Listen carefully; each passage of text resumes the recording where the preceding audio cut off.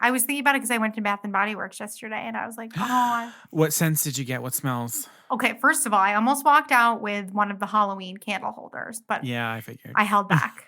You know, I sent you the eyeball candle holder? Yes. They had it.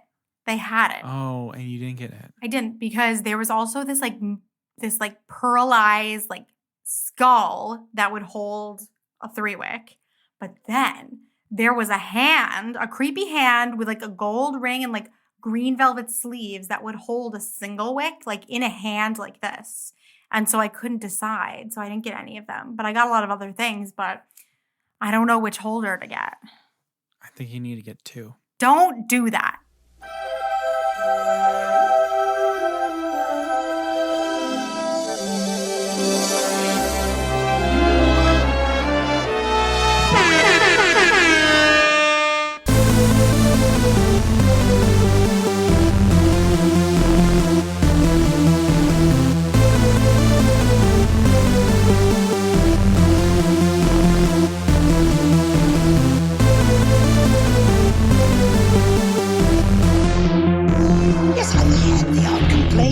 But on the whole, I've been a saint to those poor unfortunate souls.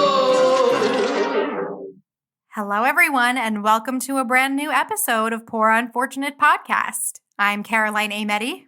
And I'm Connor Perkins.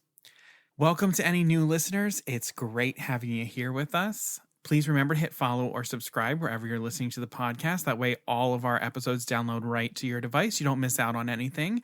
And then when you get to the end of the episode, make sure to hit 5 stars and leave a rating and review. And for all of our returning listeners, welcome. Here we are. We promised you an episode 2. And here it is. We did it. Thanks for coming back. Again, if you all haven't hit 5 stars, left a review, please do that. They mean the most to us, especially right now as we're in the 3rd season and we're like, all right, what's going on? Are people liking it? Are people not? If you haven't done it, now's the time. Yeah, we share every single one with each other. We dissect it. We talk about it. We cry. We feel it. Yes. So, Caroline, what's new? Well, first of all, starting on a more somber note, we just want to take a moment and honor Pat Carroll, an absolute legend who passed away this week when we're recording this at the age of 95. Of course, if you're listening to this, you know that she was the voice of Ursula in The Little Mermaid, but she also had an amazing, illustrious comedy career. She was one of the stepsisters in the Leslie Ann Warren Cinderella that was on TV. She is iconic, and she had so much love for Ursula. And for Morgana as well. Yeah. Well, with Ursula, she was like, I'm so frequently a character actor. No one ever really lets me be anything else or be that big, loud, audacious woman. Yeah. And she got to do that with Ursula and had a blast. And and beat out Elaine Stritch for the role. It was hers. And she loved the part so much, she kept coming back. Yeah. She would voice that character in basically everything. In video games. She would voice Ursula in Kingdom Hearts. Yeah. She voiced Ursula in the Little Mermaid ride. Yeah. She returned and did that part over and over and over again whenever she could. And she's kind of one of those people that I just never sort of thought we'd get to a day where she wasn't here. I just sort of always took it for granted, I guess, that oh, Pat Carroll will be here to do another round of Ursula. So it's with heavy hearts that we say Beluga Savruga to you, Pat. Beluga Savruga, Pat. We love you so much. Thank you for being an inspiration to us. Turning the page, moving into a different realm of Disney news. Let's talk about some of the stuff that's happening in the parks. Yeah. So first of all, the Harmony Barbershop on Main Street reopened. It's been closed since the pandemic, so that's pretty big news. And the Dapper Dans were there, and it's back in business, and kids are getting haircuts, and it's lovely. Also some news coming out of Tokyo. So we have gotten the title of the new show that's going to be taking place in Tokyo called Believe, Sea of Dreams. And just the promo poster alone with all of these Disney characters flying over the water looks absolutely insane. And can't wait to find out more about that. Yeah, and it's set to open on November 11th. Wow, so that's fast. That's fast. It's right around the corner. Yeah. And that's for those of you who have been listening for a while, this is the show that is replacing Fantasmic that we covered last season. Yes. And then the other big thing in the parks is that Magic Band Plus debuted with some issues already. It wasn't a great start. Yeah. It was said that they were supposed to have 2 to 3 days worth of charge. As people were purchasing them, it was clear that the Magic Bands are not sold fully charged. So it was dying on a lot of people in the first day. It has that sort of like glow with the show associated with it, but it's just not even up to par with what glow with the show was. It's right now, from what I am seeing and from what it does, I'm not convinced that it is worth the money that you would spend on it and to deal with something that you have to charge. Fortunately, when it does die, it still will open your room and like act as your park ticket and things like that. That happens regardless of whether or not there's a charge. But I'm like, I just don't know if it's worth it. Yeah. And honestly, I'm knocking on wood as I say this, but Connor and I both have Disney trips in the works. For the first time in forever. For the first time since we started recording this podcast, we're going to be going to Disney World. Knock on freaking wood. Because you know what? These days, I can't count on anything. But hopefully, knock on wood, we will both be going soon. So we'll have finally some insider experience with Lightning Lanes and GD Plus and all this stuff. So can't wait. Literally 2014 was the last time I was in Disney. God. Yeah, it was 2018 for me. Yeah. So can't wait. So I mean, we'll have to have episodes dedicated to these trips. It's just been so long but we have not gone since we've started recording this podcast. Rivers of Light opened and closed since I've been there. Yeah. Pandora has opened and celebrated its 5th anniversary. Oh, God. Concept art was released for Moana, The Journey of Water. Oh, yes, shared yes, by yes. Zach Ridley. Yes, after we were just talking about it in the last episode. Yeah. Shows sort of like the water cycle, but reimagined in sort of like the art from Moana, that sort of like Pacific Islanders style of art. And I dig it. I dig it. I'm like, I liked it too. I know I'm skeptical about the whole thing, but it did look very beautiful. Yeah. I'm excited. It'll be interesting to see Disney tackle a walkthrough right now and see what they do with it. Very timely. Please see our previous episode. Yeah. I think I'll sort of transition from Disney parks by also saying the D23 Expo is very quickly approaching, and that is coming up on September 9th and is completely sold out. They sold out a couple weeks ago. But brace yourself for that weekend because we're going to get a metric shit ton of announcements, especially about things happening in the parks. I can't imagine how much there is to be announced at this because the other thing that sort of goes hand in hand with this, they did basically all of their Marvel announcements at the San Diego Comic-Con event, which we did not really expect with it being the same year as D23. Right. Most people were expecting Marvel announcements to happen at D23. But instead, at San Diego Comic-Con, they unexpectedly announced a full lineup of TV series and movies for both phases 5 and 6 of the Marvel Cinematic Universe, ending in 2 Avengers films, Kang Dynasty and Secret Wars, that will close out phase 6.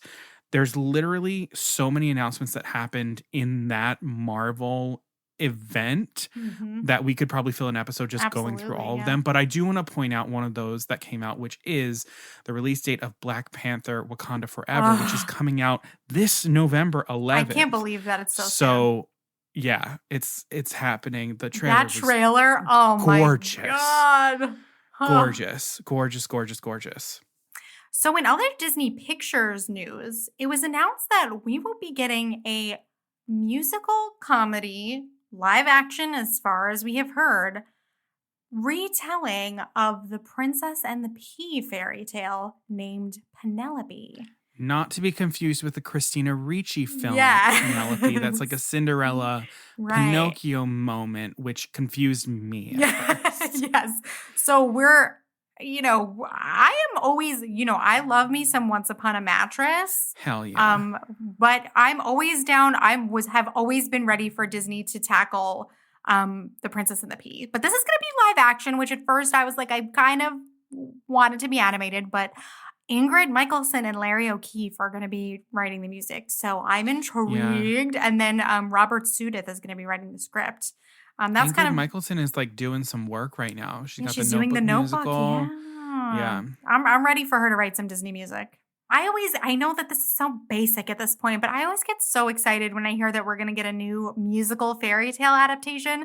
That's never going to get old for me. So I can't wait to hear more about that. And then we'll also be getting Cars on the Road on September 8th on Disney Plus. So for all those Cars fans out there, so basically if you have a child under the age of 10, get ready. Yeah, so that's coming out on Disney Plus Day, September 8th. And the other thing happening on September 8th so far, I mean, there's probably going to be a bunch more that happens on Disney Plus Day, but that's when the live action Pinocchio film comes out starring Tom Hanks and directed by Robert Zemeckis. We'll see what happens. Also got Cynthia Erivo in it. Yeah, come on. But some other Disney Plus announcements too that I just want to mention. So number one, we now have the trailer for Andor, the new Star Wars series about Cassian Andor, who we met in Rogue One, about, his adventures and trials that happened before the events of Rogue One. That trailer looks absolutely amazing. Yeah, all these Star Wars things look so good. I'm super excited about this and truly was not expecting to, but also Rogue One is one of my favorites. And each time I watch it, it gets better and better and better. So I'm really excited about this. However, this series was supposed to come out this month in August. Now it's been pushed. It's coming out September 21st.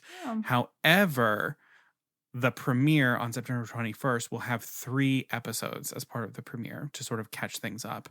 But they will make sure that they're on track with their releases, because the other thing that's happening on November 30th is the premiere of Willow, the Lucasfilm fantasy series based on the 1980s movie starring Warwick Davis and Val Kilmer. This series I have been excited for since it was announced in the very early days of Disney Plus, and there had been nothing spoken about it ever. Yeah, really. Now it's coming out November 30th, and so I know Lucasfilm tries, in the same way that Marvel tries to make sure that they don't have overlap as much as possible. So Andor should theoretically be coming to a close around the time that Willow starts. And then Mandalorian in the spring. And so the cycle continues. Wow. Yeah. Disney Plus, I remember in the early days, I was like, we need more original content on Disney Plus. I'm like, I know we just have to wait a couple years and that's going to happen. Noted. And this is the payoff. It is happening. It's happening. So that is a lot of Disney news. I'm surprised. This is actually, this is actually also a lot of stuff that's been happening over the last 2 weeks. So it's not even we're catching up on stuff. Yeah. So continue to watch all of this space, especially as the D23 Expo approaches. There's going to be a lot more stuff, especially as Disney Plus Day approaches. So, alrighty. Well, I think that's pretty much all the news that we're going to cover right now. Yeah. As if that wasn't enough. That's it. So this episode is our Showdown episode. If you haven't listened to the podcast before, the Showdown episode, this is where we take 2 similar things and we pit them against each other to see which one comes out on top. And this episode, we came up with a fun little theme. In place of this episode last season, we covered 2 Disney Channel original movies that launched TV series. In this episode, we will be covering a Disney Channel original movie and a Walt Disney Pictures theatrical release that definitively ended Disney Channel original series. So we are talking about Summertime Classics, the Even Stevens movie, and the Lizzie McGuire movie. True summer vacation, summertime classics. It's such a good time to talk about these. Yeah. This was all Caroline's idea. So needless to say, spoilers ahead. If you have not watched the Lizzie McGuire movie, if you have not watched the Even Stevens movie, both of these are available to you on Disney Plus. So we will take a moment right now to pause. You can go watch those movies. They're about an hour and a half each, and then you can come back. And welcome back. All right, so I will confess, I have never watched the Lizzie McGuire I movie can't until believe that. this It's so viewing. wild. Oh my gosh. I know. I'm so It's excited to kinda talk about this weird. with you. Wow. So as always with these showdowns, we want to make it as fair of a fight as possible. So we've chosen a few parameters that we're going to judge these films by. So first of all, as we do, we're each going to give you some background information on these two movies. And then we're going to look at them through three major lenses. The first of them just being plot and story. So we're going to look at those and look at the strengths and weaknesses there. Then we're going to move into the strengths and weaknesses of the production itself. And then we're going to talk a bit about the value that these films have in ending their respective series. So in characters, in themes, and also we're going to talk a bit about, can these movies stand alone if you weren't a viewer of the series that they were based on? So another fun thing is that these movies both came out in the same summer. What a summer it was. So a month apart from each other. And it was also the year of Freaky Friday. Oh my God, lucky us. But this was that 2003. category. Yeah, this was the 2003 category. was that year. Yeah. What game was that? Was that Life's Full of Tough Choices? Life's Full of Tough. It was Life's Full of Tough Choices, or no? It was all. Well, we covered it then, but we also had it in Goodbye So Soon. Right, Goodbye So Soon. Yes. Because like this was the year of like Finding Nemo. Oh my Pirates gosh. of the Caribbean, I believe. Yes, and we were like the perfect age this summer. Like we were like around 10 years old. Like it was, times were really, really this is good. golden like, age of childhood. Yeah, it like really this was. is good. So let's just start with Lizzie McGuire first, because she came out. Her movie came out a month before the Even Stevens movie. So let's talk about it a little. So the Lizzie McGuire movie was released in theaters on May 2nd, 2003, and it was the first Disney Channel series to have a movie for Walt Disney Pictures or a theatrical release at all. So the film's tagline was, "The only risk in taking an adventure is not taking it at all." Yes. Oh my God. The film takes place after the second and final, which I actually totally forgot about. I thought Lizzie McGuire had at least 3 seasons. It only had 2 seasons. No, it had 2 seasons. Yeah, I mean, there were a lot of episodes per season, but if you don't know, Lizzie McGuire was a half-hour series created by Terry Minsky. Terry Minsky went on to create Andy Mack for Disney Channel and also wrote for several episodes of Sex and the City. So the show premiered in January 2001 and followed the classic middle school trials and tribulations of 13-year-old Lizzie. She navigates school rivalries and crushes and the ever-elusive dream of popularity alongside her best friends Miranda and Gordo, and returns home to loving parents and a mischievous little brother. Throughout the series, Lizzie's inner thoughts are delivered in soliloquies by her animated self in a unique mixed media format. The series ran for 65 episodes from 2001 to 2004, and this film serves as the series finale. The one thing that I will say that is sort of confusing is that the final episode aired after this movie came out. So we were just confused, and I'll tell you a little bit. I have some comments about that. Yeah, me too.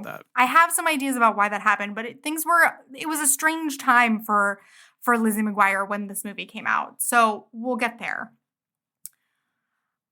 This film is directed by Jim Fall. He's done a lot of TV movies, actually, and produced by Stan Rogow, who also produced the series. The movie is written by Susan Estelle Jansen, who wrote for Home Improvement and Boy Meets World, Ed Decter, who also did Boy Meets World, and the Santa Claus 2 and the Santa Claus 3, and John J. Strauss, who also did those 2 Santa Claus movies. The music is by Cliff Adelman, who did music for Free Willy 3 and the Sisterhood of the Traveling Pants, which I love. Yes, with the soundtrack of iconic songs like Why Not and What Dreams Are Made Of, both performed by star Hilary Duff. The soundtrack overall is just full of early 2000s dreams, with performances by other stars of the time like Hilary's sister Haley, Jump 5, who I was obsessed with, and Element, who I was also obsessed with. This was my time, baby. So the cover of The Tide is High. The Tide is High. Oh my God. The film stars Hilary Duff as Lizzie McGuire and Isabella Parigi, with Haley, her sister, as Isabella's singing voice. We have Adam Lamberg returning as Gordo, Yanni Gelman as Paolo Vallisari, Alex Borstein as Miss Ungermeyer, absolutely iconic performance. Robert Carradine returning as Sam McGuire, Hallie Todd as Joanne McGuire, Jake Thomas as Matt McGuire, Ashley Brilalt as Kate Sanders, which also, side note, throughout the series, Kate is referred to as both Kate Sanders and Kate Saunders, and just nobody really made a decision either way. Clayton Snyder as Ethan Kraft, and Brendan Kelly as Sergey. Noticeably missing is Lelaine as Lizzie's best friend Miranda. Lelaine was filming the Disney Channel original movie You Wish at the time and was unavailable, and we will talk about that as well. So the budget for the film was $55.5 million. The film was shot on location in Rome, so that can get pricey. And the box office was $17 million. It reached number 2 at the box office upon its release, right behind X-Men 2. It has a 49% audience score on Rotten Tomatoes and a 5.5 on IMDb. The reception, listen, does it matter? It doesn't matter because who it was made for. I mean, it does a bit. Doesn't matter who it was made for. We all went to see it, so whatever. But fine. I didn't see it. Roger Ebert called the film too slick and professional, and Entertainment Weekly called it a clever, agreeably weightless theatrical outing. So there were plans to continue the Lizzie McGuire series after the film. So there was an idea that, Lizzie is going to high school. We're going to move the series to ABC and make it a little bit more grown up. That, of course, did not happen. There were also plans for another movie. Interestingly, if you watch this behind the scenes of shooting the movie with Hilary Duff on YouTube, she says several times, she's like, we're here shooting the first Lizzie McGuire movie, So there were plans for more films. And it never happened because of creative differences between Hilary Duff and Disney, which we have seen continue into the canceled adult reboot that was supposed to happen for Disney+. Again, creative differences. Very interesting. All right, so the movie was nominated for 3 Teen Choice Awards for Choice Movie Comedy, Choice Movie Actress Comedy for Hilary, and Choice Movie Breakout Star Female for Hilary, with her winning that last one that year. All right, and the plot. Buckle up if you don't know the plot already. Even if you do. Lizzie McGuire has just graduated junior high and is off on the summer adventure of a lifetime to Rome with her loyal best friend Gordo by her side. After an embarrassing mishap at graduation, Lizzie can't get away fast enough. Then, in a chance encounter at the Trevi Fountain, Lizzie meets Italian pop star Paolo Vallisari, who mistakes her for his ex-singing partner, Isabella Parigi. Indeed, Lizzie does bear a striking resemblance to Isabella, and it seems like Paolo is really into it. Paolo pursues Lizzie, convincing her to sneak away from her school group, including Gordo, who covers for her, and eventually impersonate Isabella at the International Music Video Awards, so that the pair won't be fined for canceling after Isabella left Italy after the breakup of their duo. Paolo insists it will be easy since Isabella always lip syncs anyway. Lizzie agrees and is whisked into an adventure of self-discovery as her confidence blooms and she discovers who she and everyone she thinks she knows really is. Lovely. Lovely job. I still half follow. Yeah, right. I know. We're going to talk about that. Yeah, we are. But before we do, I'm going to talk about the Even Stevens movie. So I'm going to give you some background information about Even Stevens, the TV show, in the same way that Caroline sort of gave you some background about Lizzie McGuire. So Even Stevens was a half-hour, 22 to 23-minute comedy television series on Disney Channel, and it ran for 3 seasons and 65 episodes, which, fun fact, 65 episodes at the time was the Disney Channel cap on any series. Once it hit 65 episodes, it was done. So that's what Lizzie hit too. Yeah, Got it. that's what Lizzie hit as well. Interesting. Even Stevens follows the Stevens family, a typical suburban family living in Sacramento, California, and the various antics of the family, including the fierce sibling rivalry between the perfect academic middle child, Ren, and the wild prankster youngest child, Lewis, as they go through middle school. The show first aired on June 17th, 2000, and ended its run on June 2nd, 2003. The show was very well loved and consistently nominated for awards, winning a Daytime Emmy for Shia LaBeouf and a BAFTA Award for Best International in 2002. So the Even Stevens movie is based on Even Stevens, which was developed by Matt Dearborn. The movie was directed by Sean McNamara, who directed episodes of Even Stevens, That's So Raven, and the film Casper Meets Wendy. Oh. It was produced by Stacy Kozier-Box and David Grace. It was written by Dennis Rinsler and Mark Warren, who both wrote for the TV series. The cinematography was by Christian Sebald. Music was by Mark Motherbaugh, who wrote the themes for Rugrats. He wrote the score for Halloween Town and Cloudy with a Chance of Meatballs. Oh my God. It originally aired on June 13th, 2003, and it starred, among many others, Shia LaBeouf as Louis Stevens, Christy Carlson Romano as Ren Stevens, Donna Pescow as Eileen Stevens, Tom Virtue as Steve Stevens, Nick Spano as Donnie Stevens, the older brother, Stephen Anthony Lawrence as Beans, Tim Meadows as Miles McDermott, the host of Family Fakeout, and then a lot of the other actors who reprised roles from the TV series. And a fun fact, Mutai was played by Josh Keaton, who is the voice of young Hercules in Hercules. And he looks like Hercules. Like, yes. Budget for this, unknown. I cannot figure out how much money they had on this. Not much. Arguably not much, but a great deal from most other Disney Channel original series because location shooting. Mm-hmm. It has a 52% audience score on Rotten Tomatoes and a 6.2 out of 10 on IMDb. I will note both higher than Lizzie McGuire movie. Yeah, I was thinking about that. Yeah.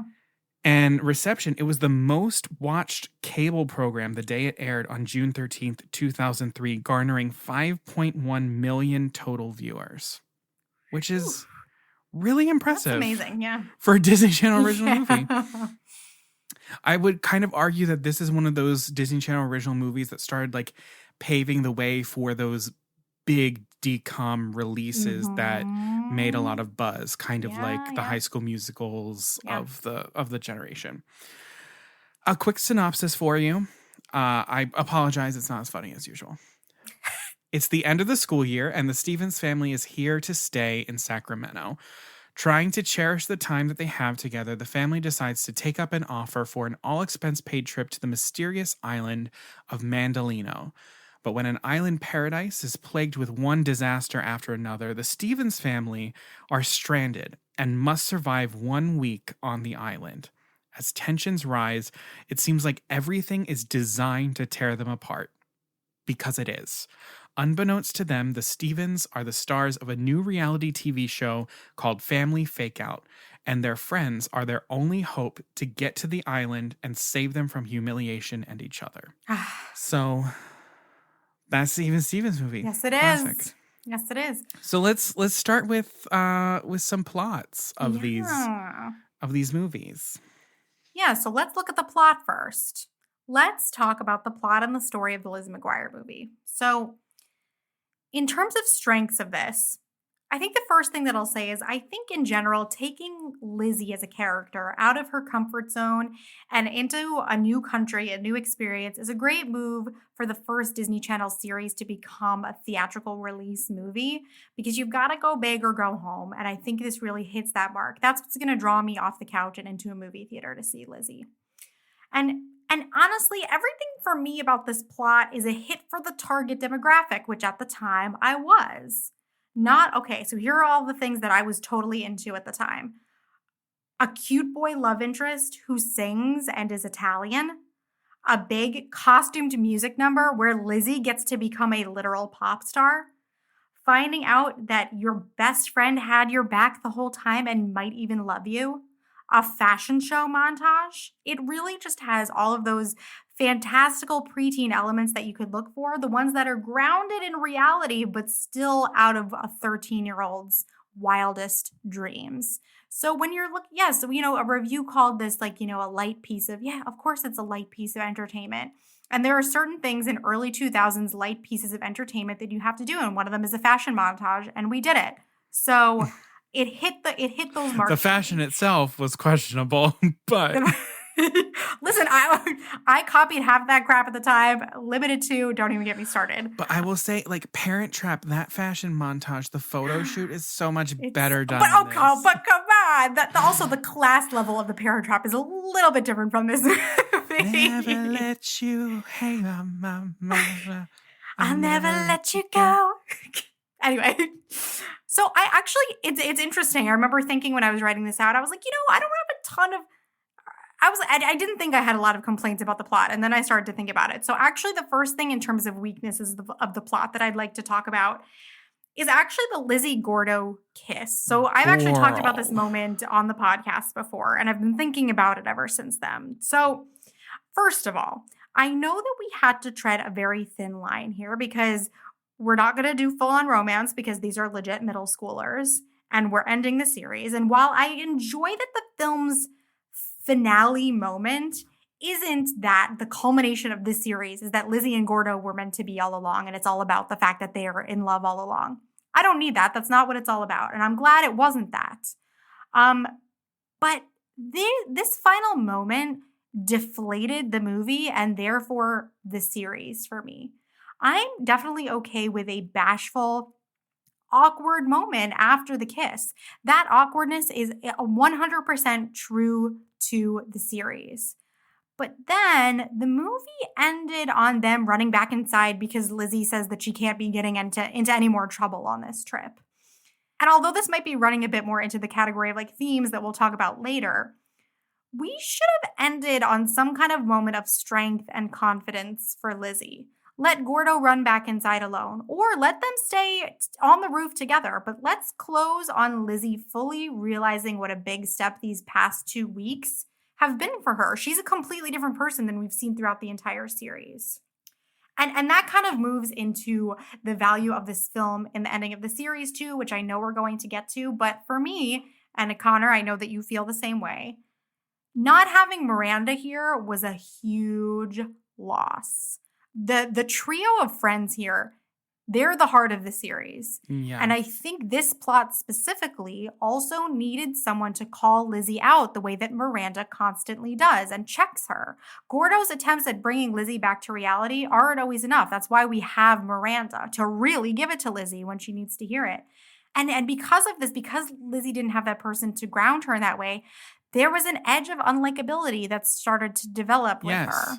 Which Lizzie is not unlikable. She is not unlikable. She is likable. She is one of the most likable Disney Channel characters that has ever come out. Like, this is why parents and kids tuned in to watch Lizzie McGuire. Absolutely. Not many TV shows on Disney Channel were parents and their kids watching together. I would argue they were even Stevens. Yeah. And they were Lizzie McGuire. Those That's were what the it was two. in my family, 100%. And I really don't feel like it ever happened again. Yeah. And so then we make her a little bit unlikable, which I thought was impossible. And also, I would have liked a moment of Lizzie really getting to tell Paolo off herself. Like, we see her spend the series mooning over boys like Ethan, like Paolo. And I needed a moment, a real moment of her taking her power back and really speaking on her feelings in the face of betrayal and potential embarrassment. So I think, again, the themes that we addressed in this, I liked them, but I don't think that we took them all the way. And overall, I think the premise of this movie could have perhaps used some simplifying. Like, when I was writing this synopsis, I had to... The synopsis is all over the place. No, I had to double check. I was like, why exactly was it that Lizzie needed to take Isabella's place? It's like, she lip syncs, they're getting sued, they're not... So I think it's a little overcomplicated and silly, and then therefore probably not the most clear to preteens either. Again, were they really going to care? No, but it's a 90-minute preteen rom-com pretty much. Make it simpler. And I may be completely off on this too. It's been a minute since I've seen the series, though I saw every single episode. I recently watched the series during the pandemic, so I'm pretty up to date. Okay, so tell me then. Was singing ever something that was a part of Lizzie's life? Got it.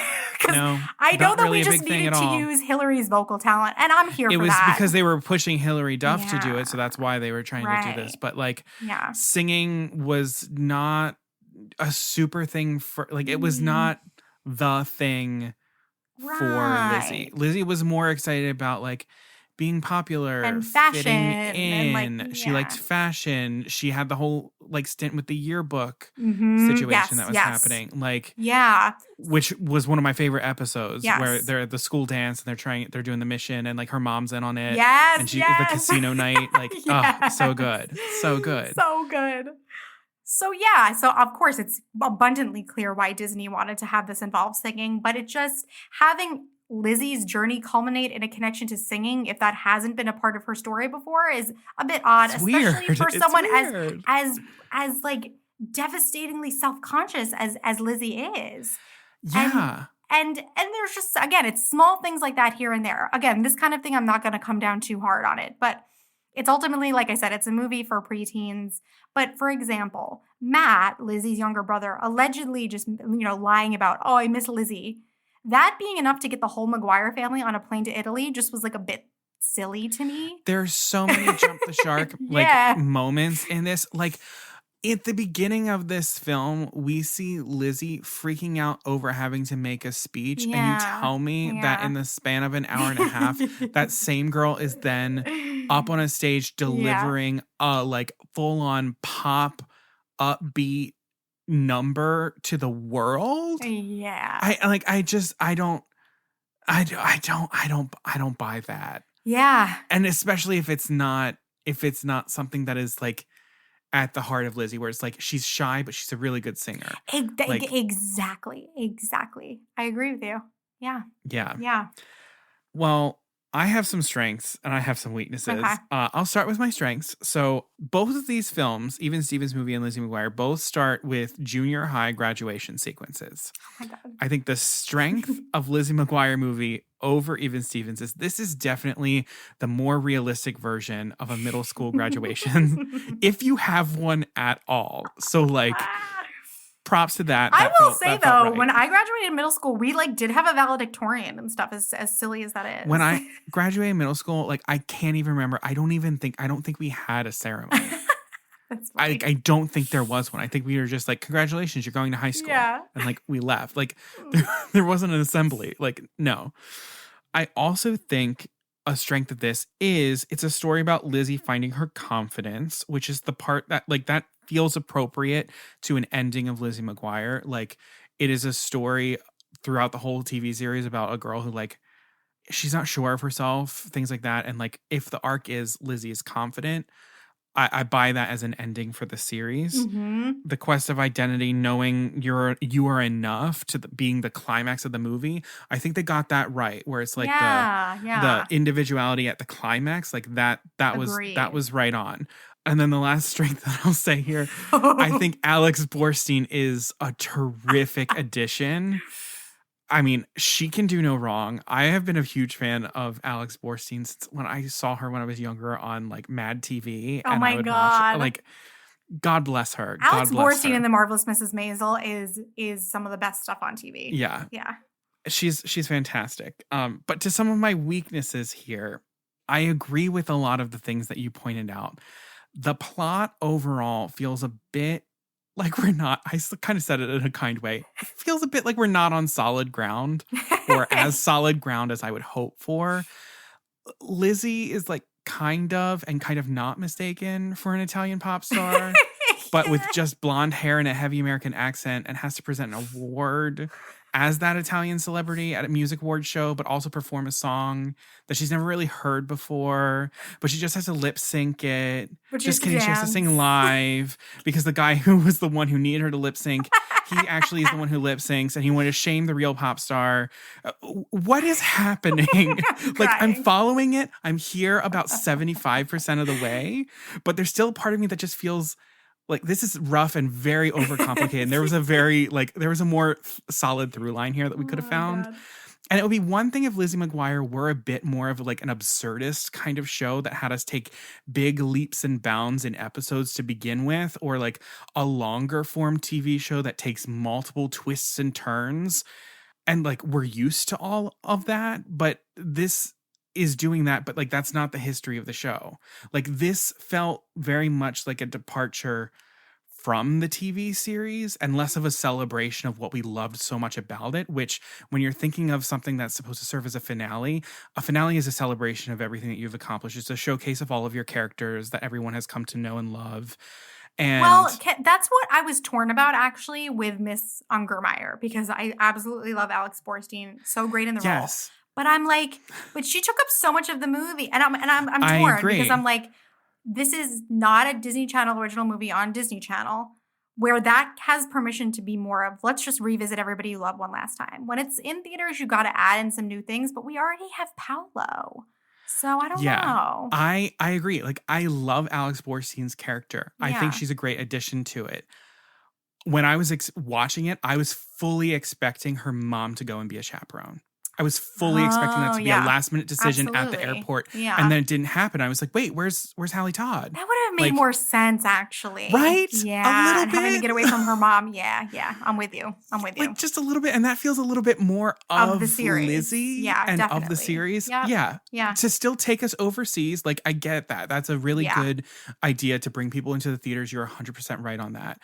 But also, like, for a theatrical release, I'm going to ask for a little bit more than the kind of like pseudo Frankenstein plot that we came up with, sort of like get Lizzie from here to there. Yeah. Like, no. And then a lot of my other things I have sort of in that last category. Yeah. About how we're finishing up a series, because I think that's really where the bulk of my frustration, I think, with this movie came from is like, how are we ending this series? Things like that. But the last thing I'll say, anything where we're having our main character double with a foreign accent that they really aren't that confident in, it's probably going to be a no for me. Like, I think probably if we didn't know Lizzie so well, and if Hilary Duff wasn't just such a specific performer, like, I think that's probably why she was like, she and the show were like such a zeitgeist. Like, she was so specific. There was no one else like her. She was like everyone and like no one at the same time. And I think to have the plot be about like this doubling thing, having an exact match, I don't think was helpful. I think it actually would have been better if Isabella was played by her sister. Like, not just the voice, but like the actual performer, where they look enough alike, but you can see that they aren't quite. Like, to someone who is like someone on the street, they're like, oh my gosh, yes, that's Isabella. But like, I think it would have been a little bit better, because otherwise we're just like, okay, that's Hilary Duff doing an Italian accent. And it takes me out. Yeah. And it is a valiant effort, and it's a lot to ask, but we can forgive it if it's a character that we've never met before and an actor that we've never seen before on the show. And I think Haley could have gotten that done for us. Okay. So I would have rather had her be Isabella, just like be Isabella. Okay. All right. So that's everything I'm going to say about plot and story. I mean, I could go on about this plot for like ages because it makes no damn sense. But let me tell you, in 2003, I did not give a rat's ass. Sure. But flipping over to the plot of the Even Stevens movie. So here I actually have I have a few strengths here that are happening. I do too. It's, I think, honestly, an insanely clever premise. And very timely for when it came out. So prank shows and like America's Funniest Videos, like they were abundant at this time. And this is a way of sort of elevating it in the same way that sort of like Rome takes Lizzie and puts her somewhere else. This is the same sort of thing where it's like taking this family and putting them somewhere else that we've never seen before, in a way that actually fits the nature of this sitcom. Like, prank shows, this is a show about like how Lewis pranks, and now the whole family is being pranked. That makes sense. I follow the logic. Like, this feels of the TV show. I think it's attributed to having the writers of the show actually write this movie. This whole scenario is very much like what a sitcom actually is. You find a funny situation and you see how your characters that you've established deal with it. So we have a very well-established family of characters in the Stevens family with very distinct characteristics that any character could really carry an episode if we wanted to. And in many ways, like, that's the perfect kind of family to like plug into this formula. I find this plot actually very easy to follow. It doesn't really feel that complex, even though it is a film about twists and turns and like plot twists and things like that. Pretty much everything feels like it's the next logical step in the story and motivated from the characters and how they would honestly react in this absurd situation.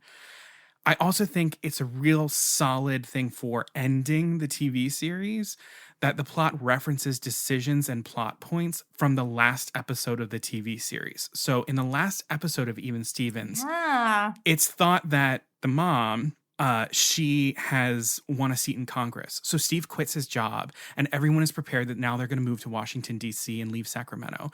And then a recount happens and they discover she didn't actually win the seat and they're all staying in Sacramento. And it's a good thing. But here in this series, this is the summer right after that's happened. Steve is jobless because he quit his job because they were supposed to go in the last episode. Great idea. The family's not moving anymore. They don't have any plans for the summer. So this seems like, okay, great. Now they have a summer vacation. They could feasibly take this because they wouldn't have any plans because they were planning on moving. So there's a lot of like references, both subtle and overt, to the last episode that I think really do a good job here. And then I would also say it's just genuinely hilarious. Like the comedic timing and physical comedy chops of the whole cast is on display and in full force here. The performances are archetypal, but still relatively nuanced. Like, I do think Shia LaBeouf as Louis Stevens is like a phenomenon because like it is. Yeah. Uh-huh. It is very over the top, but not over the top in a way that I could see anyone else doing it. Like it's not the first. Nobody else not the first could instinct. do this. Yeah, nobody else could do it. It's interesting. It's very interesting. That performance is so interesting. But I also even think of like Christy Carlson Romano coming downstairs on like the first day of summer vacation. They have the orange juice and she drinks orange juice and her dad's like, "Oh, are you still upset about what's his name?" And she's like, "His name's Gil, Dad." Gil. And like, I'm like, the comedic timing is so good. It's so good. This show really created like a magic formula that Disney desperately tried to repeat with so many other shows, and they just never got there. And that formula that was a success is at the max in this movie. And I think that was a real success. In terms of my weaknesses, junior high graduations, if they happen, are not like this. I love that this is what you picked again. I'm not frustrated about. I don't know why it irritated. Maybe it's because I didn't really have one. But I get why they do that because the main viewers are in middle school. So it's like speaking to their time of life. Yeah. And the transition to high school, which is like the next important life milestone for them. And like they inflate it to like a size. So like in their imaginations, it would feel very much like this size. But like, damn, this ceremony is so unrealistic in like every way. One, that you've got at the very least, that you have the whole school proudly singing an alma mater. That does not happen. If your school has an alma mater that is sung and you expect your entire graduating class to sing it, ain't gonna happen. And yeah, so I really feel like that's pretty much it that I have for my weaknesses in terms of plot. Like in terms of logic, it doesn't seem like there's any extreme leaps for me here. They take care of a lot of the plot holes as the story goes along. So I don't have that many complaints here. What do you have? I'm very much on the same level as you. Like in terms of the strengths, I feel the same way. Like I was so obsessed with this movie growing up. I haven't seen it in a minute, and I was really scared that revisiting it would fall apart. And it doesn't. And sure, there are a couple of elements that didn't stand the test of time, but it's genuinely, dated, but it's not. I genuinely was guffawing at some things. Like my Chris in the other room was like, "Oh, you're having a good time in there." Like Come I was on, Dad, laughing. we can have family time here. No, me and my brother used to quote "Mother of pearl beans." Mother of pearl. That was like our favorite thing, and this and is a happy day. Everyone is happy. Yes, like just such great performances. Yeah, and like you said, there were so many ridiculous laugh moments that reminded me why I loved the show, why the show was so unique, and that's why I largely think that this is a very successful movie. I think in a way that maybe I was missing a little bit from Lizzie. I think we got a little bit, just the right amount of the characters that we love from the series, and it didn't feel forced because the flash is back to the real world with the characters we love from the series. Watching the Stevens family on the show were just perfect and funny and just the right amount of them where we feel like we didn't miss them. Like one of my favorites was Tawny, and just being able to have Tawny be a part of this too, and like Ren's best friends on the bed watching. It's just delightful. And then the principal like, don't kiss. Like, and the other one's like, it's so romantic. I hope she kisses him. It's just so funny. Like these characters are so just fantastic. It's just a really clever way to really like include do everybody. the once around for everybody. everybody. The once around. Exactly. And like you said, I agree. The device of the reality show is just clever and funny. And I got the same feeling that I had when this first came out. I'm just so entertained by the way the producers of Family Fake Out were manipulating the Stevens family. And I felt the same way watching it now. Like when Mutai is kind of gonna give everything away to Ren, and they send in the villagers, and they're like, Lewis did this. I don't know. Something about it to me is just so funny and clever. Like, for me, it's the counter on the screen as everyone's sending in their votes as to whether or not Ren should kiss him. Yes. And it crosses like 5 million. Yeah. This is absurd. I love it in the best Like, way. I also just loved the concept of like, I think I enjoyed this when I was a kid too. Just like, wow, that's the thing that everybody in the nation is doing that summer, is watching the Stevens family on Family Fake Out. Yeah. It's just hilarious. But on the day this came out, that's like kind of what was happening. Like everybody who was anybody was watching the TV Even was Stevens watching movie. the Even Stevens That's movie. exactly right. That's exactly right. And so, yeah, I've got to say, I don't have many weaknesses either. What my weakness here is a little bit hard to describe. So maybe I want to see if you kind of know what I'm talking about. So first of all, right. I completely really forgot that Ren is in middle school. Oh, no. Yeah. 100%. Oh, my God. She's in like Christy Carlson Morano's like what, 26? Oh my God. like and Lizzie McGuire is not perfect on this front either, but they get a hell of a lot closer. And I everything about the way that Ren is portrayed, like going from boyfriend to boyfriend, the way that they costumed her, it was rubbing me the wrong way. She's supposed to be like 14 years old. And I was like, they were looking at her through this lens that actually made me feel a little bit uncomfortable. And of course, this part of it that I'm about to talk about is a little bit of a conceit of the series. So it is what it is. But and this is why, because Lewis is the one who pulls the pranks, and she's usually at the other end of them. But she just gets like things dumped on her. She gets dragged around.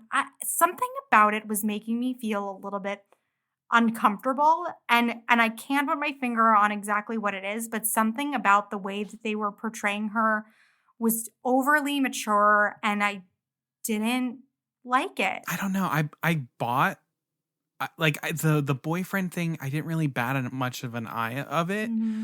I know that like that wasn't really a thing that was sort of like a priority for Ren, but it sort of felt like what we were trying to start the movie with was Ren has everything. She's the valedictorian. She's a teacher's pet. Like we get to see the celebration of like her success of the series, where it's like she has always been striving to be the valedictorian. And here she is. She gets to be the valedictorian. She gets to go out because she has a boyfriend, which is like the other things. So like she has it all.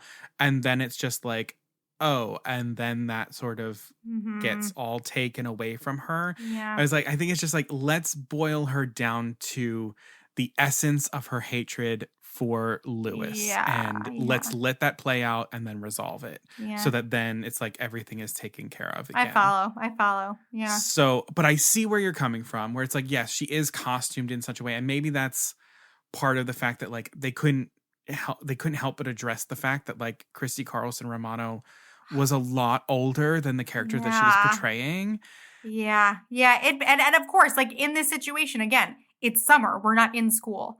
I just always loved that, you know, the center of Ren was her smarts. Yeah. And so then it becoming about boys bothered me. But in this situation, it didn't bother me deeply. But I just couldn't put my finger on something that was just not quite sitting right with me. But I think I understand it a bit better now. But yeah, other than that, I've got to say, like, I don't really have any other weaknesses. Like, come on, it's a good story. It's freaking funny, man. It's funny. Good story, and it's freaking funny.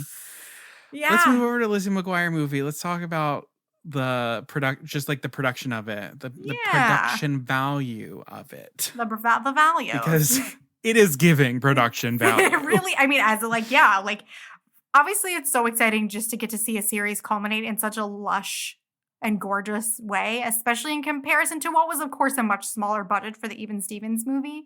Some of the slickness that Roger Ebert called out is actually enjoyable to me, honestly, from like the crispness of the cinematography to the very beautiful score. I enjoy that. Even the way that Lizzie's inner soliloquy is animated. Yeah, it's beautiful. Like, it's so she's clear got like and like proper shadowing. Yes, and like absolutely. It's much more interesting. Yeah. Which I am just now realizing, and pardon me for interrupting, that is probably a major thing that had to do with the plot. The soliloquy of Lizzie sort of goes away throughout the movie. Yes, it is. It's less prevalent, and It's like now that I think here about or it, there, but she like doesn't it's a push big part of the TV show. her soliloquies in the TV show push things forward, like she comes to some sort of realization.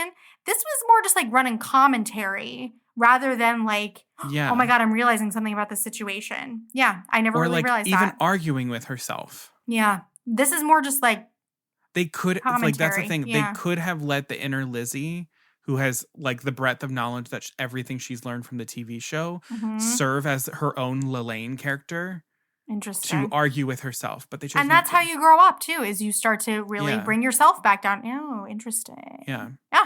That just hit me right Yeah, now. As that's we were really talking interesting about you bring that up. how Yeah. like, and if we're going to have a slick animation, like, Let's make it do something. Let's let it do some work. Yeah, right. Huh. That's so interesting. So obviously, again, being the target demographic, one of the highlights of the Lizzie McGuire series for me was the fashion. And Lizzie has a very signature style, and we got it in this movie in spades. And Very like jean jacket, tiny braids. In the oh my front. God, also the little, like the stacked bracelets, the tiny purses, the like inflatable dress during the fashion. It's just like, oh my gosh. Inflatable The dress. inflatable dress. And as I mentioned earlier, I actually really feel like this soundtrack and the score really elevate this movie. The score makes this feel more level with something like The Princess Diaries, for example, because at the end we get like the Lizzie McGuire movie suite, which I am such a sucker for those, and this has one, and I just love it. And the early 2000s hits, as I mentioned, make this feel like the epic summer adventure that it's supposed to be. The soundtrack is just like almost another character in this. So when it comes to weaknesses, the things that you were talking about when it came to Hillary also playing Isabella, I think part of it comes down to production value too. So I think there was just a huge opportunity here. If we're going to go the route of having Hillary play both roles, I think there was a huge opportunity here to have fun with that, especially from a costume and makeup, persona, Prosthetics. and accent. Give her a new nose. Give her a new chin. Yeah, I think it could have then been an even deeper moment to highlight Hillary's talent. Like, make Isabella a little bit more of a big personality, a big diva, so that Hillary can really show the other side of herself and really, like, give us a character performance. Like, please just, like, give her a better wig. That wig. Give her a better overall look. The fun of seeing, like, the lead character double as someone else was sucked out of this because it felt like Isabella didn't get enough effort put into her from production to the writing to the whole thing. It was not a Lindsay Lohan moment. Exactly. Could have been, but was not. Exactly. And again, it's 2003, but there's just some small things. Like, it's funny, like this moment has become a GIF and has become iconic and funny in its own right. But the shot of Lizzie from behind dancing to What Dreams Are Made Of, like looking out into the Coliseum. That's a woman. That is like a 38-year-old woman grooving. First of all, that not dance move Lizzie that she McGuire. does is so iconic. You cannot tell me that is not a 38-year-old woman grooving. That is not Hillary Duff. I will not buy it. So it's their small things like that. I literally pointed that shot out, I think, in a moment somewhere in my notes. It's little things like that. I will say, though, I mean, I guess I'm going back now as a strength, but it's like, I know, like, they built that interior, like, on a soundstage in Italy. So listen, they were doing, and like, had to, like, CG in the crowd and the whole thing. It's 2003. I mean, I don't know what I'm asking for here. And it's like a teen movie, but like that dance. It's terrible. Oh God. That's kind of what I got. I figured I would just hit some lighter things on the production side. What do you have? Sure. I mean, Rome. Rome. It's like a postcard. Yeah. And that's great. It's absolutely gorgeous. I love Rome. I spent a couple days in Rome once on a like concert tour thing that I was doing. Loved it. And it was nice to like revisit it. Did you get mistaken for a pop star as well? You know, I did, but I said no. I have to stay with my class. Yeah, I have to stay with my class. No. But the big strength that I put down also in this was the music. In the way that I'm probably going to mention when I talk about music and Even Stevens, the pop songs written for this movie are just absolute bops. Some of the finest that Disney Channel has come up with. What Dreams Are Made Of alone is just like a chef's kiss moment for like Disney Channel records, Walt Disney records, like all of that. Mm-hmm. But I think most of like what I have to say about music is sort of like I talk about in Even Stevens. Lizzie McGuire does the right version of what Even Stevens, I think in some ways doesn't really do the right version of. Okay. My weakness is the moments where they CG in things. It's just really noticeable. And that's part of like because of how much they invested in the on-location shooting. Like, I say, for example, when you see the Coliseum and then the camera pans behind Lizzie and we have like that CG night sky and the 38-year-old woman and she's making moves that we have never seen come out of Lizzie McGuire. So good. Lizzie McGuire, she's not like a talented dancer performer. But Lizzie McGuire, the 14-year-old child, would never be pulling out grandma moves like that. And I think it's just like a matter of where your money is going. And they put a lot of the money, I think, in the right place in this film. But I also would have tried to save as much money as you have for every shot of the climax of the film. I don't know, just me. Like, I would have made sure that if the climax of the film is going to be her performance, I would have tried to be like, this area, we need X amount of money for this moment to happen, and we do not touch it. This is frozen budget. We will cut from other places. If it means we go to one less location, if it means we pick up one less shot here, we do that. If we're going to make this the shot that's like, this is the shot we want to remember, maybe just not have a 38-year-old do it and don't CGI the background. But other than that, great production value. Great. Let's talk about production value for Even Stevens' movie. Strengths. It is a major upgrade from most Disney Channel original movies. We have a tropical location shoot, huge casts of background actors and supporting actors, balancing all of the recurring characters that you want to see at the end of the show. It's a massive undertaking. When you just think about the number of talent that has to be on set for them to do this, it's a lot to handle. And then we're flying them all to a location. Like, it's a lot. So, like, I see you, production value. Unfortunately, we are seeing it through the Disney Channel original movie downgraded equipment.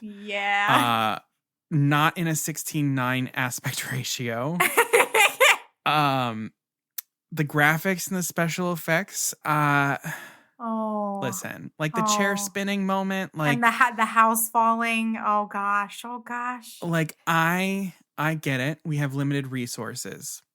I will cut you some slack, and I think a lot of us did at the time. Is fortunately for them, Even Stevens was known as a little bit more of this absurdist kind of show. Right. They had the speed up cam that was used in like nearly every episode, which I think was their saving grace here, and is a little bit why we can make so many concessions on the CG. Like the house falling down, I'm like, yeah, it's not that bad. It's not that bad. It's bad, but it's not that bad. Like, you know. It also suffers from the DCOM extreme close-up that we see in Halloween Town and Twitches as well. And I just don't think that there's any reason why we need to get so close on someone's face that we can't see their hairline. I just don't think I just don't think that. And then my last thing is the music. The scoring is more or less fine for the film. It's nothing special. It gets the job done. It's reused over and over. So like you hear like, okay, we're recycling something that we heard earlier at the beginning. Like, okay, it's not a full-on film score like we would have gotten with if the Even Stevens movie was done like the Lizzie McGuire movie. Oh, could you imagine? Yes, I can imagine. I can and too. I feel like it would be really good. Yeah. It would be really good. But also, I just have to say, Dream Vacation, especially in comparison to the Lizzie McGuire movie, it just does not stand up. No! We get Why Not and What Dreams Are Made Of in the same movie. And for Disney original pop songs, I think they just like Dream Vacation. They put Dream Vacation a bit to shame. I'm sorry. Well, if you put them side by side like that. Which is what we're doing, Caroline. That's why it's a showdown. No. If you put them side by side, yes, that's what this episode is. We're putting them side by side, and they don't. I love Dream Vacation. Tell me your thoughts about the production value. Well, the number one thing that I have under strength is that I love the Dream Vacation song. Get out of here. And granted, I did say this might just be me. I think it is a little bit weird, and it is a little bit corny and bizarre. But I just love ending a Disney Channel original movie with a pop song, and I love Christy Carlson Romano singing, so I'm always gonna love that. It's a great song. I don't care what anybody says. And a lot of this other things that you said, I totally agree with. Like the switches from on stage, quote unquote, to backstage of the family fake out reality show is so well done, and they had a lot of fun, I think, with the backstage area where all of the extras are milling around. I loved that. And I also think that the tropical setting is just so much fun. I think it's partially why I loved this as a kid. It was released during the summer, and it always made me think of summer break and vacation and good vibes and just that invite. That's all, again, like that's not anything measurable. That's just like my childhood self just loving that. But I got the same feeling watching it again. And I agree on that, on the budget side in terms of weaknesses, it's the camera work. It's interesting, like if I didn't know what year these two movies came out, I would never think they came out in the same year because the lower quality also ages the Even Stevens movie so much. Like the quality of it, not like obviously you look at the clothing and you know it's early 2000s, but the quality of it makes it look like it's from the 90s. It looks very, very old. So again, yeah, just the effects, the cinematography, the effects, it's fuzzy. It looks old. It's not as fresh looking as the Lizzie McGuire movie. And I know why, but when you look at them side by side, it becomes very clear. But Dream Vacation, I'm not saying it's better. I'm not saying it's better than what Dreams Are Made Of, but it's so good. It's such a good, come on. I don't think it's on par. That's what I got. All right. All right, yeah, let's pull back to Lizzie for a moment and let's talk about this as the ending of the Lizzie McGuire series. So, as we talked about a bit before, so in terms of strengths, I know that you might not agree with this, so let's see what you think.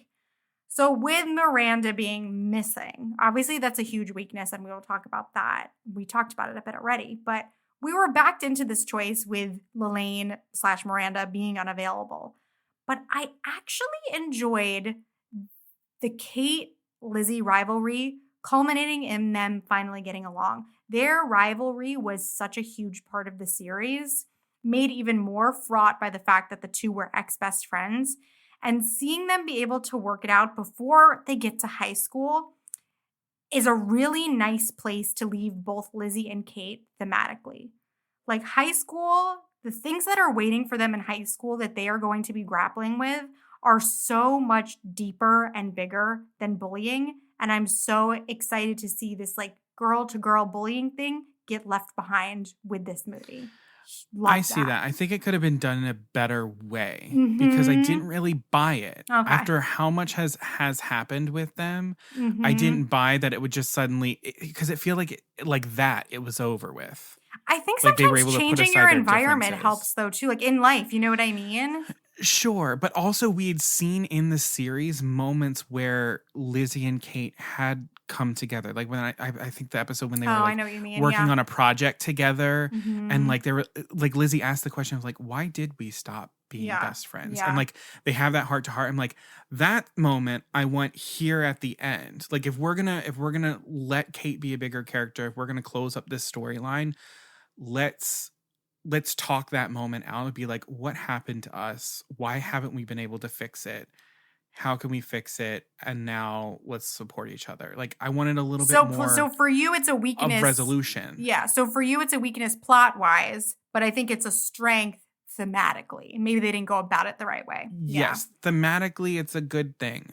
Also, Lizzie spends so much of her series feeling embarrassed and klutzy.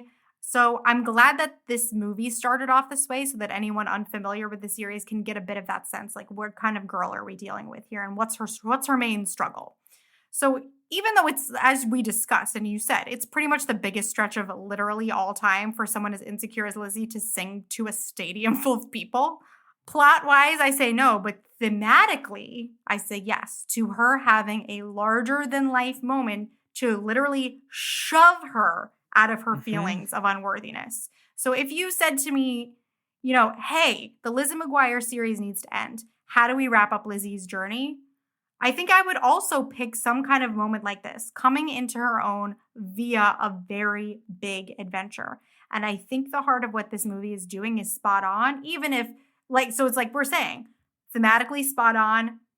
The way that the theme is executed in the plot, maybe not so much. Yeah, like the way that I probably would have actually executed this was, since we've seen more of like a fashion sort of trend in her, they go to Paris and they do fashion, like they're there and they do like a fashion show, or like she's there for fashion week, and like that's the moment. But it feels like, but then the Disney executives would tell you that Hillary needs to sing a song. Exactly. And that's my frustration, where it feels like this move was not coming from Lizzie. It was coming from what they were trying to do, how they were trying to position Hillary. Yeah, which absolutely. is frustrating. Yeah. Keep going, though. You're on a roll. And overall, you know, I think it's, of course, there were plans that never came to fruition as this movie was being shot. But I think it's nice to have Lizzie's high school experience, in a way, remain a mystery. Because we see how much her personal life changes in one summer that it almost makes us ready to let her go. As she's no longer exactly the Lizzie who started the series with us. And we can, like, let her go now and have the next phase of her life without us. And I actually think it's a very beautiful thing. And it's weirdly making me feel emotional when I say that. Yeah, no, I'm 100% ready to let Lizzie go after this movie. So I think that's a big win, which is interesting because this actually wasn't supposed to be the end. So it's interesting that they still were able to make that happen. But as far as weaknesses, we've touched on it a bit already. Like I said, we didn't get as much of a final moment with all of my favorite characters as I would have wanted. Maybe, like we were discussing a bit when it comes to Miss Ungermeyer, you know, with the theatrical release, we don't, number one, have as much of an ability to make this feel like pretty much a prolonged finale episode. We've got to bring in some new elements because it's got to be a movie. It's got to be something different.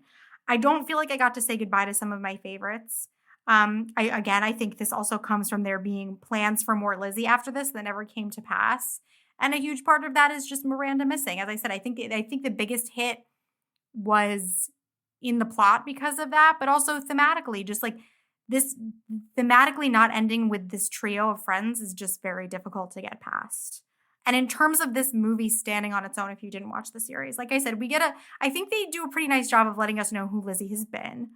I think the story can stand on its own, but the thing is that Lizzie is such an every woman that part of the reason we love her is because we know her specific journey and like the specific things that have happened to her, whether it's buying a bra, not being allowed to go to the dance, things like that.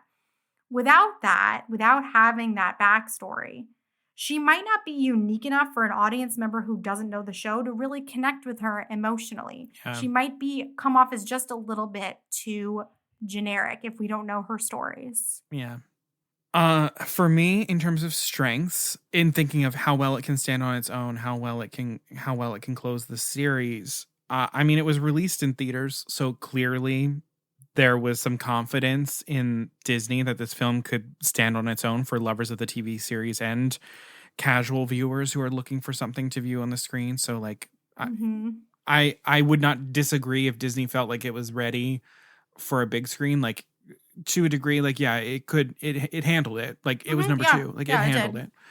And a good bit of this movie holds up. And I think that's partially because of the production value, like just the investment that was put in it. So a lot of it does hold up in the same or in a similar way to, you know, like Princess Diaries, to Freaky Friday, Parent Trap. But I do have some weaknesses here. Surprise, surprise. So with the exception of Lizzie's journey into confidence being one of the central themes of the story, I don't know how much I really buy this as the end of the series, to be honest. So episodes continued to air after this movie came out for a year, even though this was meant to serve as the completion of Lizzie's story. But the episodes that were released do not feel like they are moving in the direction of this film, where Lizzie becomes a pop star, goes on an adventure practically without any of the friends that meant the most. Not to mention the Gordo kiss just feels rushed and then kind of an afterthought, when that is really a key moment to both of their character arcs. Like, it's not the moment for Lizzie, but it is a big one. It is like like, if there's the plot, there's a subplot, and then there's a bunch of like subplots. The subplots of Lizzie McGuire is her relationship with Gordo. Yeah, absolutely. Like, that has been a central theme to the whole series. And it just felt like it was sort of like, it happened and they were like, let's go back inside, and then it's over. And I was like, yeah, it wait, was what such happened? and the fact that I was so shocked, I kind of forgot. I knew it ended pretty much with them kissing, but then the fact that animated Lizzie popped on and wrote the end in the sky, I was like, no I was way. like, they're not gonna have a, like, I was waiting for like a conversation between the two of them where she was like, hey, I was stupid. I didn't see that you were here the whole time. Like, that's like a sort of Princess Diaries. You saw me when I was invisible kind of moment. Like, we needed that sort of moment if this was going to be how we resolved these characters. There really wasn't a real conversation. But I don't know if this is the fault of the film or of the show, but somebody in Lizzie McGuire owes us an explanation as to why the series doesn't build to this film. If they wanted Lizzie's journey to be that she's a pop star, they had an entire year of episodes that they could have been building up to that so that would make sense, but they didn't do it. The last episode of the series is the episode where Lizzie unashamedly goes to a concert of one of her favorite childhood shows. Like, I'm sorry? Like, that doesn't make sense. I don't believe that, like, they're going to, I think it's called like Magic Train or something like that. And like, they're going to a Magic Train concert. And then the next thing is, boom, canonically, we're watching her graduate. There's no connection there. Interesting. That's a huge miss, and one that they had time to correct and they still didn't do it. The other big weakness for me are the missing / downplayed characters. We're missing Miranda. She's just in Mexico, and that's how we're explaining away that a series regular just isn't participating in the series finale of a film. I don't really buy that. I think they could have had opportunities to splice her in some sort of way, like after the fact, include her in some scenes, or even just delay shooting.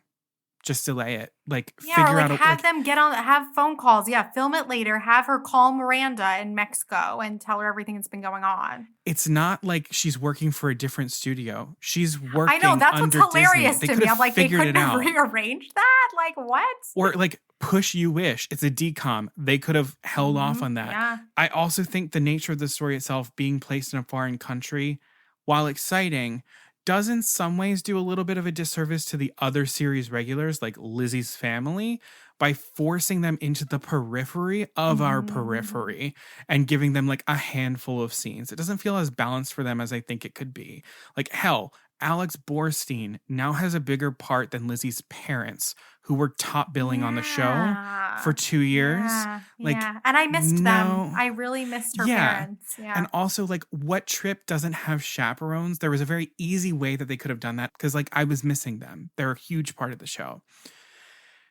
In my personal belief of how you can stand this movie on its own, I think you may be hard-pressed to really engage with this movie if you don't bring some knowledge of the characters and the relationships in the similar way that you were saying. Like, some of the film just won't really make sense or have as much meaning that they're meant to. Like the Gordo kiss at the end. If you did not know that there was such history between Gordo and Lizzie, that kiss really seems like, why did they make them more kiss? Of a deflation? Yeah. It's like, what happened? Like, wait, what? Doesn't really mean anything. So yeah, that's kind of like, those are my big things of what I've got about how this closes the series. I think it could have been a really good end of the series. But the issue is this movie and the show are not talking to each other as they're leading up to each other. Yeah. And that's a problem. Meanwhile, over in Even Stevens land, I think one of the strengths is that it ties up the series really nicely. And it also gives us a chance to see the Stevens family, who are at the heart of the TV series, it gives them a chance for them to go through the same story together, because usually each one has like, there's like one or two or three subplots of the show. Now they're all doing the same thing together, and that's really fun. That's really special. That feels like the right move. We've got the series payoffs. Like, we get to see Lewis get pranked by someone, a showdown between Ren and Lewis, Donnie be kind of a hero and not the stupid one Donnie, who's always made out to be. I love the moment that Donnie gets in this movie. Lewis and Tawny even have their moment, because at the end of the series, Lewis, when he's prepping to leave, he sort of like writes a letter to Tawny telling her how he feels. Like, they even sort of have like a little moment that's kind of alluded to. So like, they even kind of leave it ambiguous where it's like, what's going on there? Like, that's like, I think that's a smart move. Steve gets a new job at the end. Ren's moving on, getting ready for high school. All the characters are still who we love, but they're all taking a step forward. And I think it's really constructed in a way that you don't need to know much of the history of the characters to have a clear idea of what is happening and enjoy the movie. Because even if this was your first watch and you've never seen anything, the opening scene at Ren's graduation establishes the entire family dynamic. And it gets us real clear on the archetypes of the characters. You've got Ren, who's the valedictorian. You've got Lewis, who's prankstering. You've got Donnie, who's like showing up late and like kind of oblivious to like what's happening. You've got mom and like, it's very, very clear what the dynamic is. Actually, like, I'm kind of shocked at how well they did at letting us know who these characters were right away, so that if I were to watch this on its own, I feel like I'd be pretty confident in it. Some of the periphery characters, less so, but the main family that we need to know for the actual plot of the story, I feel golden on. And then the last thing I'll say in terms of strengths is the TV series literally does flow into this series finale. It makes sense that this is the finale of the TV series. It references things from the last episode. It is like, it completes it. It is the other bookend. Makes sense. Weaknesses, there's definitely dated references and dialogue throughout that, maybe don't let it hold up as much after the fact. It could be a bit of a put off for some people, and I'm going to acknowledge that. It's really the attachment that you might have to the characters that gets you through the bad effects, the cinematography, the rest of it, as you go back for a rewatch now. But to be honest, I think as it stands, wrapping up character threads and serving as a final like once around, like I said earlier, for all the characters that we love, it ticks all the boxes for me. It does everything that we need to do. And I think that's a testament of having people working on the show, working on the movie, from scripts to directors, all of it. Like, people who have known these characters for a while are the ones dealing with them as we're saying goodbye to them in a larger format. Yeah, I agree with you. I think this ending for the Even Steven series makes perfect sense. It wasn't the kind of series, like you were saying, that needed an emotional finale where we have lessons learned. Like, this was silly and zany and allowed us just one last romp with the archetypes that we love. And that feels perfect. I will say too, like, the ending hug and kiss between Ren and Lewis was actually the perfect sweet moment to just bring like a little bit of gravitas when he says like, I pick on you, but I'm never going to hurt you. I think we actually needed to hear that at the end of the Even Steven series. Like, that was really important. And I think that was really nice. There's also even some moments in the whole movie itself where Lewis says some things that sort of like allude to what's happened throughout the series, where he's like, you're perfect, you have everything. He's like, you're perfect, you have everything that I want, like blah blah blah blah blah. And I'm like, this is interesting. Like, we're still getting character development here at the end. Yeah. And as you mentioned too, like, you can tell that's the people who are working on the series, because little nods to elements of the show, like the speed fast forwards of certain, moments or actions. Those are so much fun for someone like me who's obsessed with the series, and it made it feel extremely seamless, like you were saying. These characters are such archetypes that I think someone who doesn't know this series could still get a lot of laughs out of this. Sure, like, Lewis is so specific, and like, again, I think what Shia LaBeouf does, literally no one else could do. Yeah. If you didn't know the series, you might be like, what is happening? But overall, I think it's just easy to know who these people are and to enjoy that. And I think the theme that we're left with is that despite their antics and their clashes, at the end of the day, the Stevens family will always have each other's backs. And that feels pretty right to me as a way to end it all, because it's a comedy series after all. We're not going to end on anything too terribly heavy. In terms of weaknesses, like, not much. And like you were saying, yeah, I guess there is some character development in this. But at the end of the day, none of these characters, got to so much of a new place that we haven't seen for them before, which is sometimes why we do a finale film instead of just a finale episode. I think maybe I could have used a little bit more of that, but again, I still don't feel like I needed that from this comedy series. So it's not it's not a major weakness for me. And did I feel like it was saying goodbye to characters I love? I don't know. I feel like you said, we got the last go around. Did I feel like it was a farewell? Not so much, but again, it's okay. Kind of like it feels like it's like a see you later. Yeah. Like, it doesn't feel like Even Stevens isn't the type of show that has like a farewell, where I feel like Lizzie McGuire is a show that has like a farewell. And that's exactly why I am feeling torn on this Showdown, because in Lizzie, we get a bit more of an emotional arc journey, while with the Stevens family, we get one last like blowout moment of them doing what they do best. And not only do those vibes fit the arcs of each of the series, but they fit the mediums that they're in as well. Like one last blowout belongs on TV, and an emotional arc belongs in movie theaters. So I don't know. Each of these series got a movie that matched their tones very, very well. So it's very hard for me to decide. And my gut was leaning towards Even Stevens, and part of it is because I have a huge affinity towards that film. And then I start thinking about, like, this is going to sound so silly to say, but like kind of like, for lack of a better term, like the cultural impact of the Lizzie McGuire movie. Like it's like, wait, hang on. It's kind of not for nothing. Like, it's launched brands. Like My Oh My Supply Company launched because of the Sing to Me Paolo shirt. Like, this movie has significance to the people that it was made for.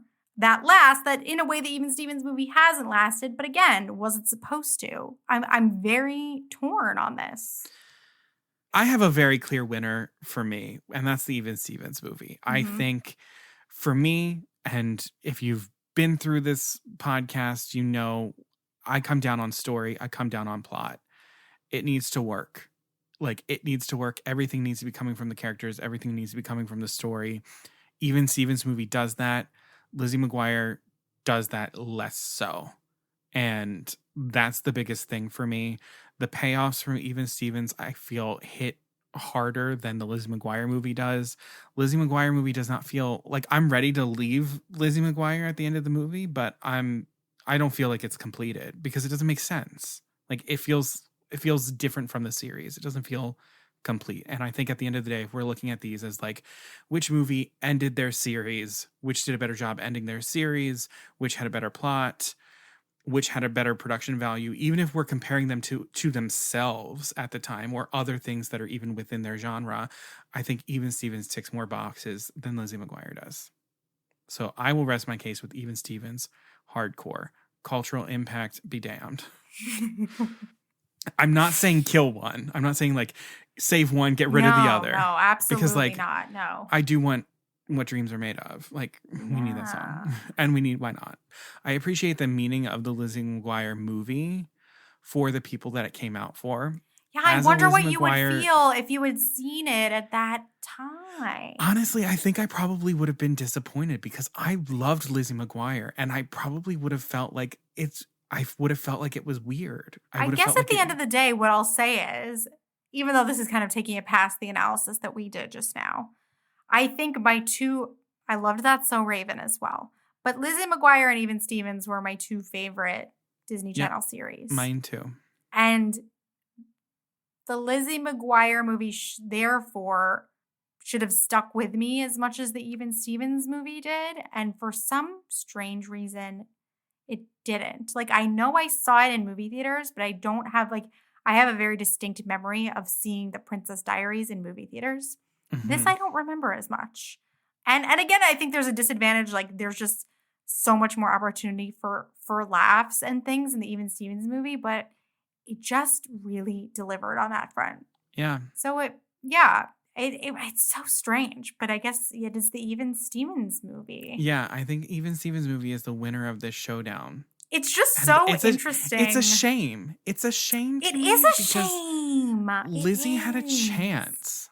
Lizzie should have been like a la The Princess Diaries. You know what I mean? Yeah. Like, yeah. Lizzie McGuire had a chance that basically no one else was really afforded except for like High School Musical by the time it had already produced a couple. And I wonder if it's because like they were like, we're going to do other ones. We don't have to fit everything into this movie. I bet that's a large part of it. But I just find it really is when you really start thinking about the things these two movies have in common, it's very bizarre. And the fact that they came out within a month of each other, it's so strange. Yeah. Just like being tricked, summer vacation, big song, like your sibling coming for you. It's just like there's a lot of similarities between them. Yeah. And honestly, I would not be surprised, and I haven't done this much research, so this is all speculation, but I would not be surprised if this was Disney testing how they would end all future Disney Channel original series to see what would have the bigger bang for the buck, whether it would be the theatrical release or whether it would be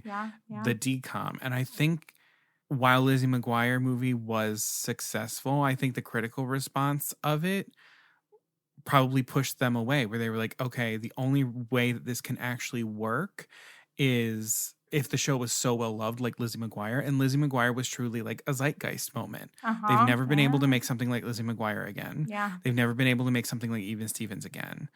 So like it would be a risk for them to do another big budget theatrical release for a series that wasn't Lizzie McGuire and wasn't Even Stevens, because it probably would have flopped, because the people who buoyed Lizzie McGuire movie were the fans who were coming either way. All I know from this, bottom line, is that I need a mashup of What Dreams Are Made Of and Dream Vacation. Somebody make that. Is that what we need? That's called the Summer 2003 Hit Parade. I feel like what I need is Even Stevens shot and budgeted the way that Lizzie McGuire was. I'd be down. Or even half of what Lizzie McGuire I'd be had. down. If they did the Even Stevens movie on the scale and budget of Princess Diaries, I would have been fine with that. Yeah. On that $26 million. But either way, at the end of the day, congratulations, Even Stevens. Congratulations, Even Stevens movie. Yeah. There might be people who will hate me at the end of all of this for. No, let's see. I think we'll see what happens. Every time I mention the Even Stevens movie to people, they're like, "Oh my god, that was one of my favorites." So let's see what people have to say. Alrighty. Well, there you have it, folks. Congratulations, Even Stevens movie. We don't make it easy for ourselves. We really don't. We're like, hey, take two things from your childhood that you like. Now put them against each other and crucify yourself as you try to figure out which one means the most to you. I mean, fortunately for me, I didn't have to do that. But for you, a little bit. Yeah, this was really, it's actually bothering me a little bit right now. I can't believe I just did that. Lovely. Well, thank you all very much for sticking with us to the end. If you liked this episode, please remember to hit follow or subscribe wherever you're listening to your podcast. That way all of our episodes download to your device. You don't miss out on anything. And remember to hit 5 stars and leave a rating or review wherever you're listening to the podcast. If you're listening on Spotify, you can leave a rating. If you're listening on Apple Podcasts, you can leave a rating and review. If you're listening on Good Pods, you can do it there. If you're listening on Facebook, you can do it there. So please, please, please, it would mean the world to us. Thank you. And please follow us on social media. First of all, you can always just throw up a little link to one of the episodes if you really like. If you want to talk to your friends about these two Disney Channel movies, Disney movies, throw up a little link to this episode, have them listen to it, and let's talk about it. So we are at Poor Unfortunate Podcast on Facebook and Instagram, and we are at Unfortunate Pod on Twitter. So we'll, of course, after this episode airs, be talking a lot about these two movies. So get over there and please chime in. And if you'd like to discuss this episode, all of our episodes, Disney in general, even further, please join us in our private Facebook group, The Poor Unfortunate Fam. We're at around like 100 members over there right now, and we discuss the episodes. Sometimes we drop little hints about what's coming up next if you'd like to be privy to those hints. We take quizzes, talk about Disney news. Folks share, little tidbits from their Disney trips, which I'm sure Connor and I will be doing once we hopefully go to Disney World again. So we just also love getting to know you better, finding out about who's listening out there to the podcast. It's so lovely to find out that there are actually real people who are out there listening. So please join and introduce yourself, because we would love to welcome you in. And the last thing I'll say is that it does take us a little bit of money to keep the podcast up and running and coming to you all. We do have a PayPal account. It's linked in the episode description and in the bios of our social media accounts. Truly, anything that you might have to spare goes a long way for us. You can make a one-time donation. You can make a monthly donation. You can make it $5, $10, more than that. All of it just goes right back into the podcast, keeping it free and ad-free for the most part. So thank you to everyone who has donated. Thank you to all of our monthly donors as well. It means so much to us that you are helping us to continue bringing this to you. Thanks so much. All right, enough of that. Well, until next time, folks. Beluga Savruga.